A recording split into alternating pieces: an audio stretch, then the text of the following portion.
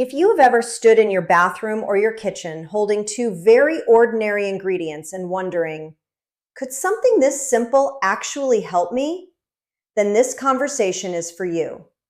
I want to talk today about castor oil and baking soda because this is one of those old-fashioned home remedies that keeps coming around generation after generation. And whenever that happens, I think it is worth slowing down and asking two questions. What can it honestly do? And what should it never be expected to do? I'm Diana Ashton, and one thing I care deeply about is helping women over 50 sort through the noise. Because by this stage of life, most of us have tried enough miracle promises to last a lifetime. We do not need more hype. We need honesty. We need practical tools. And we need to feel like someone is finally speaking to us like intelligent adults. So today I want to walk you through this remedy in a grounded way.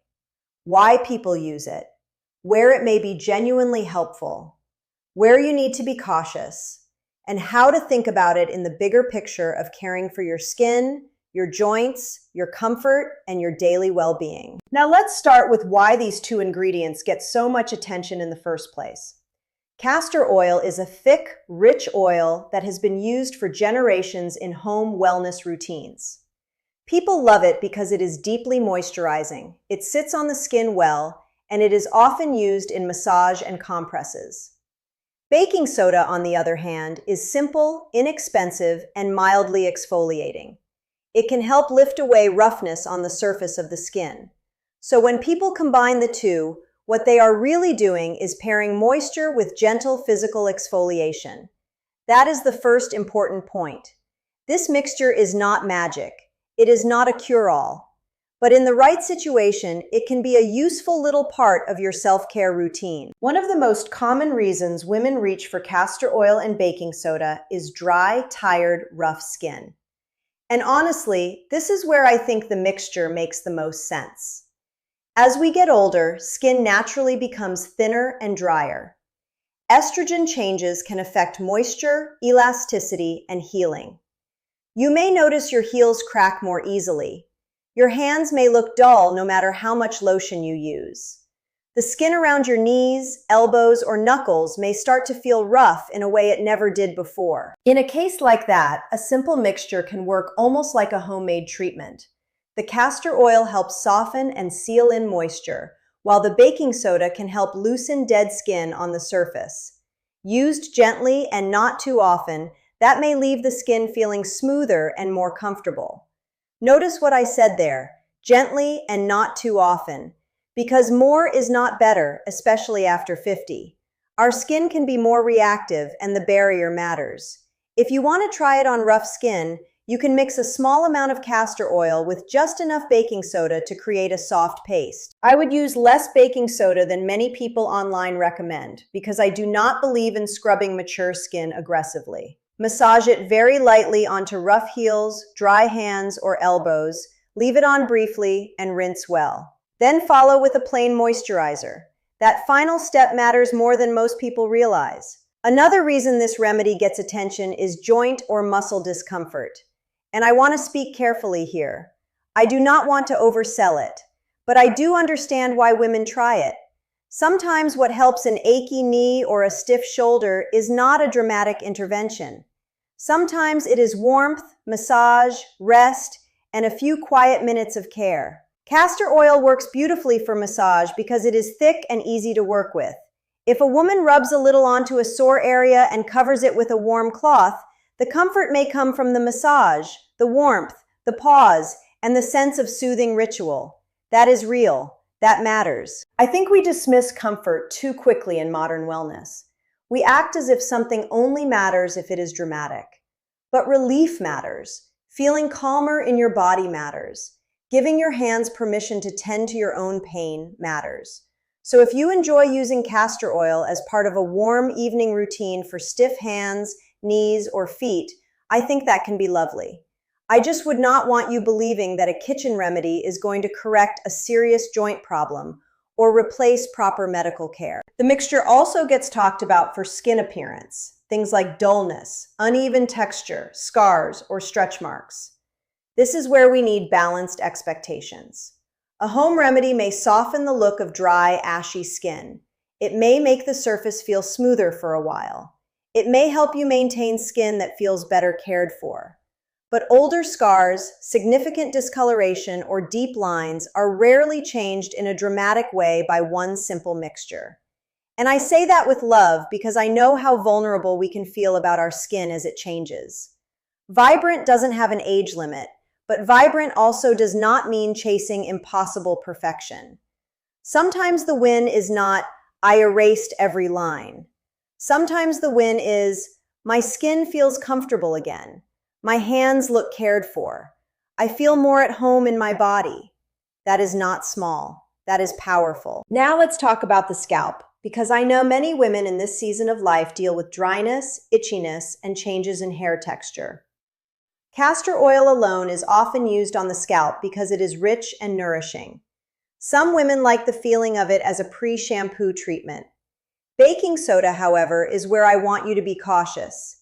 It is very easy to overdo anything exfoliating on the scalp, especially if your skin is already dry or reactive.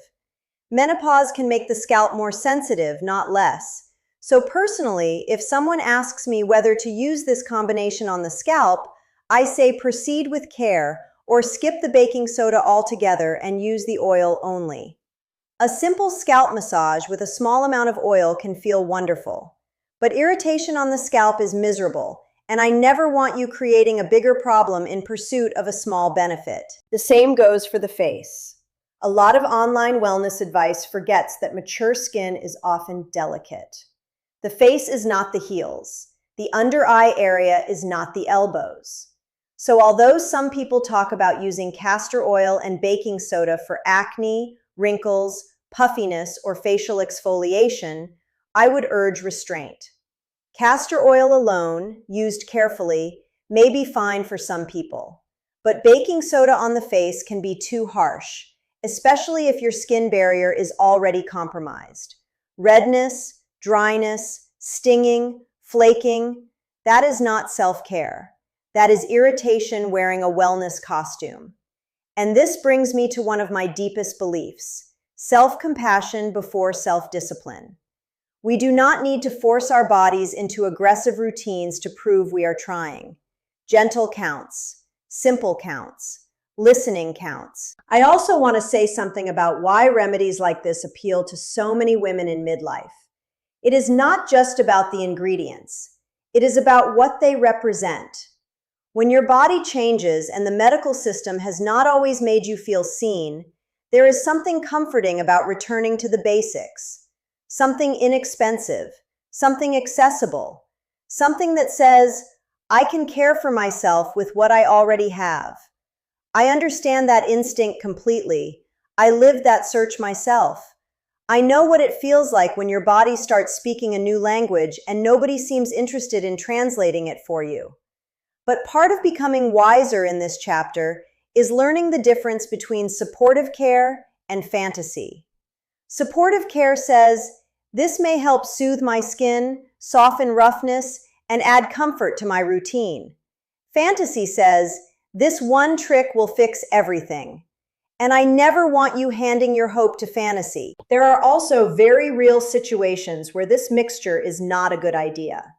If you have highly sensitive skin, rosacea, eczema, or an active rash, please be very careful. If you have cuts, open skin, or any unexplained lesion, do not put random mixtures on it and hope for the best. If you are dealing with a fungal infection, persistent skin issue, or something painful that is not improving, get proper guidance. If you are tempted to use this near your eyes, inside your mouth, or internally, I would say no without talking to a qualified healthcare professional. Sometimes the safest advice is also the kindest advice. Please patch test first. I know that sounds boring. I know it is not glamorous, but patch testing is one of the simplest ways to protect yourself. Try a small amount on a small area and wait. Mature skin deserves that respect. I also want to gently challenge the idea that every discomfort needs a miracle ingredient. Sometimes what your body is asking for is not a hack. Sometimes it is water, protein, sleep, movement, stress support, and medical care that actually takes your symptoms seriously. If your skin is very dry, ask what is happening with hydration, medications, hormones, and your environment. If your joints hurt, ask what is happening with inflammation, muscle loss, mobility, footwear, recovery, or bone health. If your energy is low, do not assume you are lazy or broken. Look deeper, because here is the truth I wish more women heard. The small ritual and the bigger strategy can live together. You can enjoy a soothing castor oil routine for your dry heels and still lift weights for bone density. You can massage your hands before bed and still talk to your doctor about joint pain. You can care for your skin gently and still make sure you are eating enough protein, sleeping enough hours, and supporting your nervous system. It is not either or, it is both and. And I think that matters so much in this season of life. We are not trying to win a contest for the fastest fix. We are building a way of living that honors the whole woman. So if you are curious about castor oil and baking soda, here is my honest take. For rough skin on hands, feet, elbows, or heels, it may be a simple and useful at-home treatment if used gently. For massage and comfort around stiff areas, castor oil itself can absolutely have a place in a calming evening ritual. For the face, scalp, or anything sensitive, be much more careful. For serious symptoms, do not rely on a home remedy when your body is asking for more support. Use a light hand. Watch your skin. Keep your expectations realistic, and remember that consistency in gentle care often serves us better than intensity. You have spent your whole life caring for others. It is time to care for yourself with the same wisdom, the same tenderness, and the same respect you would offer someone you love. That is what real wellness looks like to me now. Not fear, not pressure, not chasing youth, just thoughtful, grounded care that helps you feel more comfortable, more confident, and more at home in your own body. Age is just the beginning, and sometimes that beginning looks very simple. A warm cloth, a quiet evening, a small jar in the bathroom, a woman finally learning that her body does not need punishment. It needs partnership. So take what is useful here and leave the hype behind. Let your routine be gentle. Let your standards be honest. Let your care be steady.